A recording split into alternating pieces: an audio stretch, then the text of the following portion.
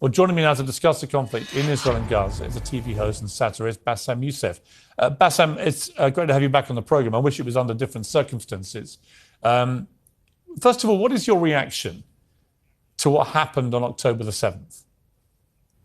Oh, it was terrible, of course. I mean, we kind of get our news kind of also secondhand because, you know, my wife's family, they live in Gaza. They have cousins and uncles there. And their house also was bombed. We haven't been able to communicate with them for the past 3 days. Communication are lost. So we don't know actually what is the, how are they doing, but you know, we're used to that. I mean, it's just like, it's very repetitive. We're used to that. We're used to them being bombed every time and moving from one place to the other. You know, it's just like those Palestinians, they're very dramatic. Israel killing us. But they never die. I mean, they always come back. You know, they're very difficult to kill, very difficult people to kill. I know because I'm married to one. I tried many times, couldn't kill her. I mean, there's a dark humor there, and I understand why. Because no, it's not dark humor. I try to get to her every time, but she uses our kids as human shields. I can never take her out. Again, I understand the humor, but to be serious, Bاسم, about this.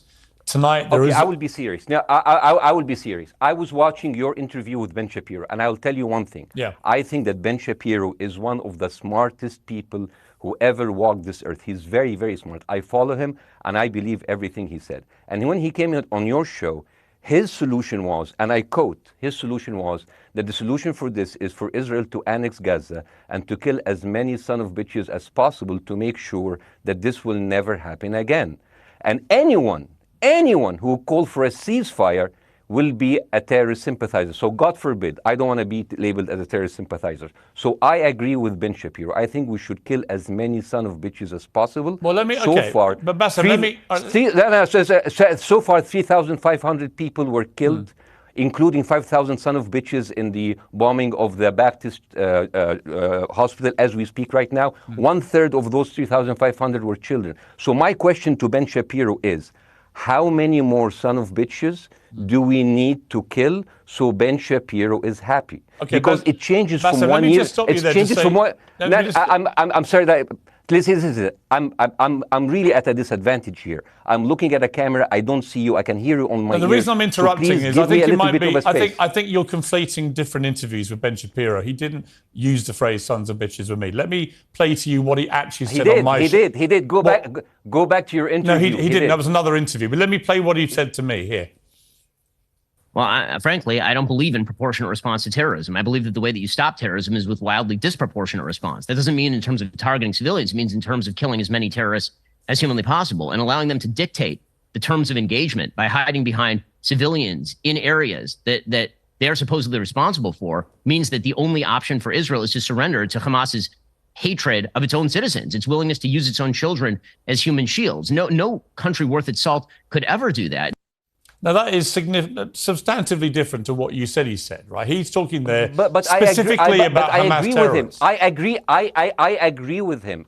The thing is, the question is, what is a proportionate response? Because it has been different from one tier to another. So if you look to this graph, for example, this is the death of Israeli and Palestinians, and it's changing from 1 year to year. It's like fluctuating like crypto. So my question is today, what is the going rate today for human lives? I mean, 2014 was a great year for Ben Shapiro. 88 Israelis were died, and there was 2,329 Palestinians killed on the other side. That is one Israeli for 27 Palestinians. That is a very good exchange rate. What I'm saying is, what is the exchange rate for today? You guys will be happy. That's my question. Well, it's not me. It's not me, guys. I'm not on either side. No, not you. Like when I say you guys, I say like people on the other side of that.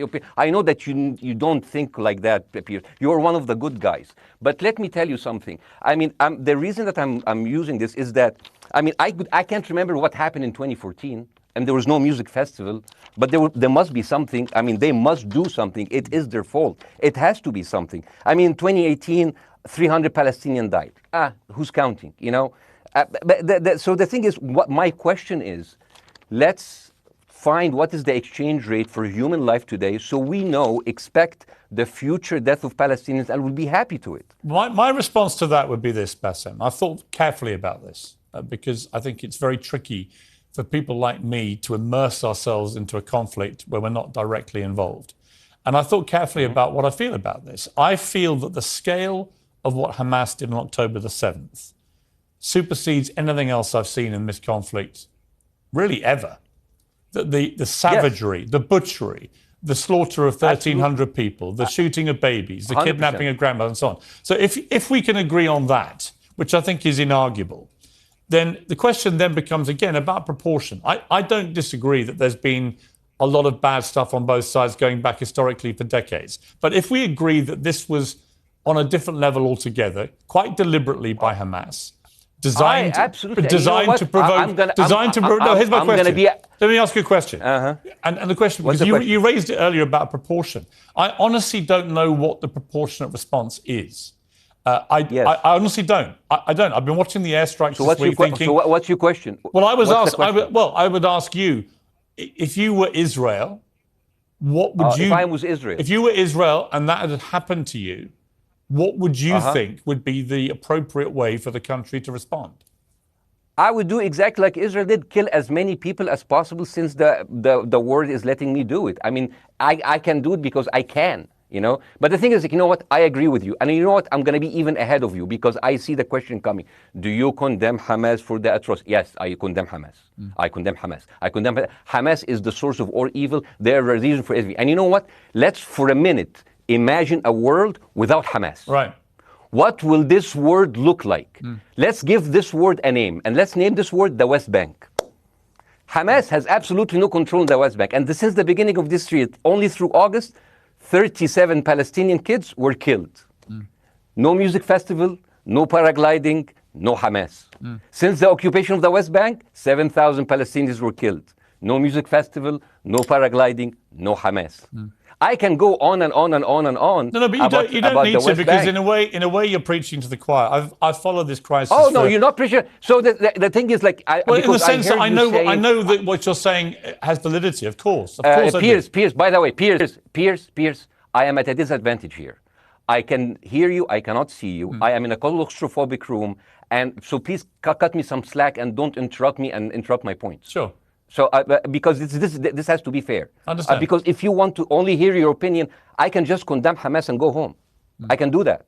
So, do you want to do that, or do you have a much more nuanced conversation? No, I absolutely want to have a nuanced conversation. I wasn't aware I was interrupting you. I thought I was letting you speak. Amazing. So let's. I mean, I would say I really applaud Israel for doing one thing that no military force in the world does. Because I heard Ben Shapiro and I heard Ron DeSantis, and they said Israel is the only military force in the world that warns civilians before bombing them. I mean, how fucking cute.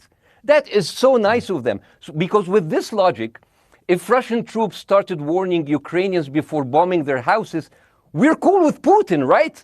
I mean, okay, Habibi, you have warned them, go invade. It's fine. You have done your job. I mean, the thing is, and I understand, and I also heard Ben Shapiro talking about Human Shield. So you remember my wife's family, they live in Gaza. So I asked them, I told them, when Israel give you the nice warning, the cute warning, does Hamas force you to stay in your home so you can be bombed and use as Human Shield? You know what, Hassan here, my wife's cousin, he's a loser, you know. He told me, you know, when I asked him, does that happen? He told me, no. The lying son of a bitch lied to me. I told him, you don't understand. Ben Shapiro and Ron DeSantis keep saying that Israel warned you and Hamas asked you to stay put. So I told you, he's a loser. He never kept a job. He even failed in all of the interviews to become like a Human Shield. I would believe Ben Shapiro. Let me ask you this, So let's go with that. No. Let me ask you At some point, I must be able to ask you questions. It's not a monologue for you, Bassem. If we agree that for the 14,000 casualties, I mean, who's counting, are Human Shield, does that mean that every single one of those civilians was standing, obscuring a military target behind them?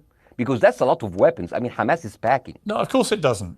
And look, so there's some collateral damage. Lots of collateral damage. Yes. It's fine, yeah. You kill some to save some and then kill some more. Yeah, I agree. Yeah. Well, let me ask you this. Again, it comes back to proportionate response. When the world decided it had to get rid of ISIS because of the appalling butchery they were carrying out, it did so by also killing very sadly, a lot of civilians along the way by doing airstrikes against places which but killing civilians are inevitable. You said that in the beginning. My point is, it's inevitable. Yeah, but once Israel has decided that they want to get rid of Hamas, and Hamas is embedded with civilian population, I'm very concerned about what's going to happen next. I've written a column tonight saying, I remember the Iraq War, which I opposed, right? I remember all this. So my question for you is, what would you think would be an appropriate response by Israel to what happened? Well, these are years of disproportionate responses of Israel. Right. Did it solve the solution? Did it solve the problem?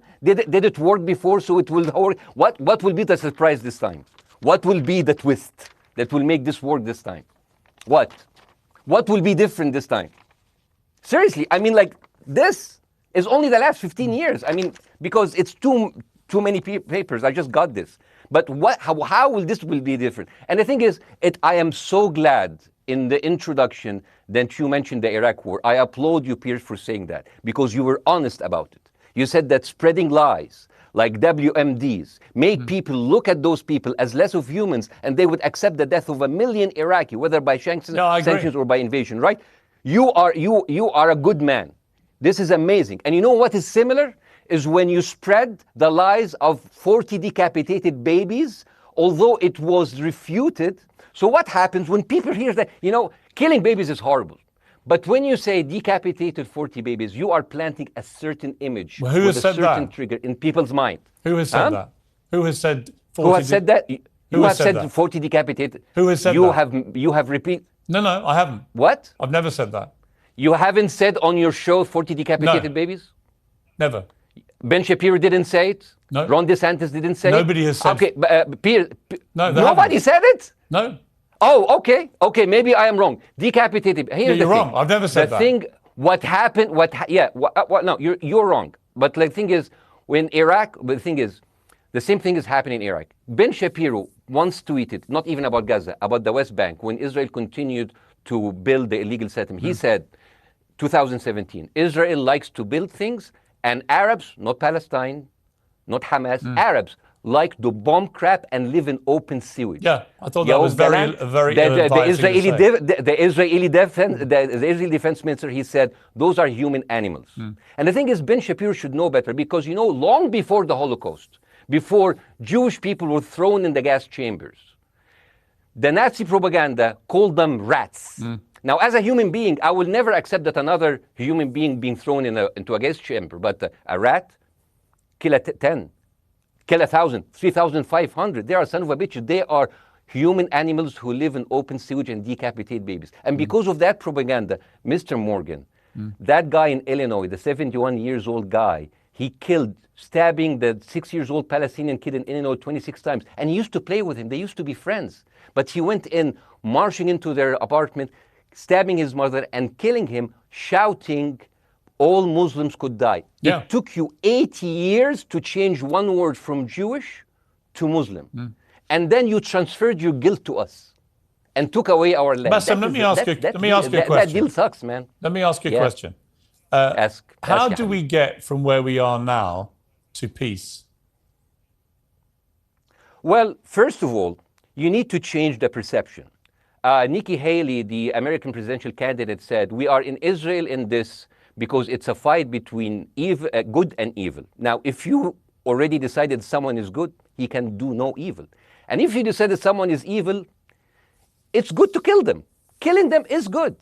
You see, and the thing is, it is not like something new. I mean, I look at history and I see, I'm sorry to say this, but Westerners has always dealt like this with indigenous people. You first treated them like savages, Native American, First Nation, Aboriginal. They're savages. Kill all the savages. And then when they're almost extinct, you start feeling sorry for them, like animals. So maybe the solution is that we kill as many Palestinians as possible, so the few of them that remains do not bother you. And maybe Netanyahu, when he lives for another 100 years, he'll become a tree hugger. Let me just challenge you on this. And he will campaign for preserving the free Palestinian. You keep talking about Westerners like me. Okay, so let me return the favor, okay? Hamas is dedicated to the complete eradication of Jewish people. I am not the spokesman for Hamas. I'm not saying you are. Why do you keep... I'm not saying you are. I'm not the spokesman. You're talking to me. I fucking hate them. Bassem, Fuck Hamas. You are Hamas. No, are you happy? You're missing my point. You're talking in a generalized way about people in the West who always talk about Arabs as savages. I don't. No. I'm talking about America. I actually led the campaign. I led the media campaign in this country against the Iraq War. Okay, so I don't see people in the Middle East as savages. You are one of the good ones. But what I would say is, I'm not talking about you. You're great. No, it's not about me being amazing. great. We love you. It's about the way Hamas behaved on October the 7th was like savages, like a pack of savages. It was the worst atrocity against Jewish people since the Holocaust. There has to be, of course, there has to be a response. They should be eradicated. My question for you is, notwithstanding the history, Bassem, what is the proportionate response? But I don't know. But there's no Hamas in the West Bank, and they're still dying there. So what's your excuse? I don't have any excuse. Okay, what's your explanation? Sorry, my earpiece went down. Listen, I don't make any pretense that this hasn't been a massive problem between Palestine and Israel going back to the mid-40s. We all know this, right? Piers, listen. I'm not saying that you're making excuses, but if you are adopting a certain point of view, you have to at least defend it. I'm telling you, there is no Hamas in the West Bank. What is the excuse? Not your excuse. What is the excuse to kill those people? Well, listen, this question of proportionality is one that... No, answer my question. I've been answering your question. You answer mine. It's actually not my job to answer your questions. It's not. Okay, not your job. Not. I agree with you. I'm more interested in you, who has family in Gaza, who's an Egyptian in the Middle East, right? I'm more interested in what you have to say. Okay, I'm telling you. I think Hamas is the problem, okay? Right. Now, let's say Hamas is removed. Let's Hamas. I'm agreeing with everything. You want me to condemn Hamas? I will condemn Hamas, Hummus, Hassan, everybody. Guys, so wait. I can't hear you. The earpiece. Damn. Okay. Oops. Okay. Yeah. Okay. I do need help. I think. Okay. Just go back. Is he there? You go back. Can you hear me? Okay, go. Thank you, guys. Can you hear, Basim? Yeah, now I can hear you. Okay. So here's the thing. Can you hear? Okay. So, let's say, for example, Hamas ceased to exist. Okay? Do you hear me? Yes. Yeah? Hamas ceased to exist today. Now, right now, in Palestine, in West Bank and Gaza, 20% of Palestinians go through Israeli prison system, whether imprisonment, whether interrogation, whether torture. And the rest of them, they live a life of daily loss of land, of homes, of life, and they are suffocated by this. So let me ask you something. If you are a Palestinian living into these conditions for decades, would you sympathize with your oppressor, or sympathize with the people who claim they resist them even if they are terrorists? I have made no secret that I think the conditions Palestinians have had to exist under are completely unacceptable. Yeah. I've said that for years. So the question then becomes, how do you forge peace between two warring parts of that region who for decades have approached peace, in my view, with mutual sledgehammers, with no actual desire to have peace? And I think it comes down in the end to great leadership. And I don't think there's great leadership. Hang on, let me make my point. I don't think there's great leadership on either side. Where is the Nelson Mandela figure here to come through all this hatred on both sides? Nelson Mandela? Yeah, where is that figure? Nelson Mandela actually have criticized Israel for being a horrible state. All of the South African activists have actually called Israel. My point is about how he responded to a country that was so divided. Is a template for how you get to peace, isn't it? I haven't met Nelson Mandela, so I wouldn't know. But there is a point. There's a very important point here. I want to understand what is the logic of Israel carpet bombing Gaza. I mean, if there's a logic, if this will make Israel safe, I want to hear the logic. So if they continue bombing, what are they hoping to achieve? Well, I think we know what their stated aim is. Their stated aim is to eradicate and wipe out Hamas. They believe Hamas are living predominantly in northern Gaza. They also are aware they're living amongst civilians. So it's an incredibly difficult thing. As I said in my monologue, it is very, very difficult to see how they do this without massive collateral damage. So if I can understand this correctly, basically Israel is doing this to pressure the Palestinian community in Gaza to turn against Hamas. Is that right? I'm sure that's part of it, yes. That's part of it. So this is exactly what terrorist organizations do, because terrorist organizations will have no chance beating a whole nation in battle. So they terrorize and they kill the civilians in order to spread fear and terror so they can turn against their government to change their policy or to resign. You have just compared Israel with ISIS. No, I haven't. I don't see any comparison between It's going to be the headlines tomorrow. Piers Morgan, Israel is ISIS. Only amongst people who weren't listening. The comparison, which is more apposite, is ISIS and Hamas. They are both nihilistic terror groups intent on killing as many Jewish people and others as they can possibly kill. And you can't get peace with people like that. Absolutely. You know what? I'm going to do something that nobody done on your television. You know what I'm going to do on your episode? I'm going to pretend that I'm an Israeli citizen. I'm going to put myself in the place of an Israeli settler in the kibbutz. And I want to speak to my Prime Minister, Benjamin Netanyahu. Mr. Benjamin Netanyahu, I have voted for you because you have promised us peace and prosperity and security. On the 7th of October, those son of bitches Hamas, they went into the fence that is regularly heavily guarded. Usually if there's like a dove that comes close to it, it will be shot. Those people went in and they went for 6 hours before IDF forces was deployed, killing our friends, our families, kidnapping our grandmothers and babies, and went in.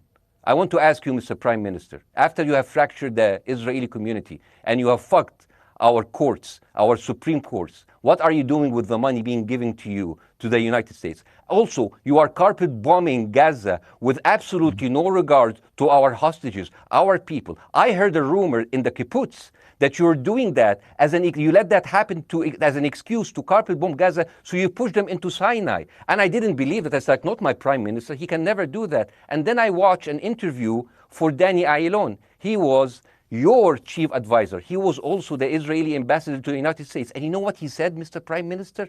He said that the solution for those Palestinians is to go into a vast land of Sinai and live into tent cities temporarily, temporarily, wink wink, until we build Gaza again, and then we invite you back. يعني عبط احنا بقى. يعني فاهمني؟ We've seen this movie before.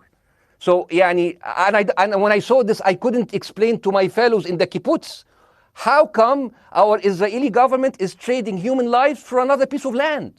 So as an Israeli citizen, I need to hold my Israeli government accountable. And as an American citizen, I want to know all of these money that we are giving to Israel. We're giving them $4 billion every year. Joe Biden said it's the best investment America ever done. Well, if I am in the place of Joe Biden, I would say, sorry, don't speak. I would say, if I was Joe Biden, I would go down and whisper in the ears of Netanyahu and tell them, I hate bad investments. They haunt me, like Littlefinger in Game of Thrones. But the thing is, this is the problem. Israel always victimizes itself, and I have never seen a victim putting their oppressor under siege and bombing them 24/7. Israel wants you to believe that they are the victim. Dealing with Israel is so difficult. It's like being in a relationship with a narcissistic psychopath. He fucks you up, and then he makes you think it's your fault. All right, you Basim, look at Israel as Superman, but they're really Homelander. Wallahi, they are shooting fish in a barrel, and they are annoyed with the splashes. Basim, I want to say two things. One, if you could just slightly manage your language. We are uncensored, but if you keep swearing, I'm very sorry. We have to apologise to viewers who may be offended by that. I apologize. But I understand passions run high, so let's not get too bogged down about the odd swear word. I apologize to the viewers. I apologize to the viewers for my language. My second question is this: after the sight of dead civilians. After the break, we have the managing director of the Daily Wire, which is Ben Shapiro's company. We were going to interview him on his own, but he's happy to come on and talk with you directly if you are prepared to stay. Well, of course, I can stay, but again, I am I am in a disadvantage, and I would like to have my space to respond. Okay, we'll come back after the break. Because here's the thing. There's Bassem, two things we've I want got to go to a before, break. all right? When we come back from the break, it'll be you and Jeremy Boring from the Daily Wire. I have news. We're taking a short break, Bassem. I'll be back. Welcome back to Uncensored. For more on the situation in Israel, I'm joined now by the CEO and co-founder of the Daily Wire, Ben Shapiro's partner, Jeremy Boring. Jeremy, thank you very much indeed for joining me. I'm sorry we demoted you earlier to mere MD. You are the CEO and co-founder. You know Ben Shapiro better than anyone, really. I did a big interview with Ben, obviously, the other night, which went around the world and has sparked a big reaction, including from our guest, Bassem Youssef, who's still with us. First of all, you've been listening to Bassem and what he's been saying. What's your response?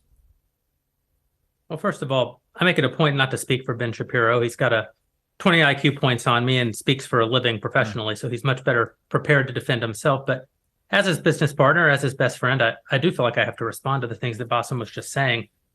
First of all, the question of how many sons of bitches have to be killed in order to end this conflict, I suppose that the answer is as many of them as it takes. That doesn't mean that I or Ben or any decent person in their right mind is happy with the killing of civilians. I posted at the very beginning of this conflict that a woman or a child blown apart in Gaza is just as tragic as a Jewish baby killed in one of the settlements. That doesn't mean that Israel's actions and the actions of Hamas are morally equivalent. You know, the tragedy is the tragedy, but the moral equivalency is nonsense. If you entered Israel with the express purpose of targeting and murdering civilians with your own hands in cold blood, that is not comparable to Israel bombing targets in the Gaza Strip and killing civilians as a terrible, tragic consequence. War is terrible.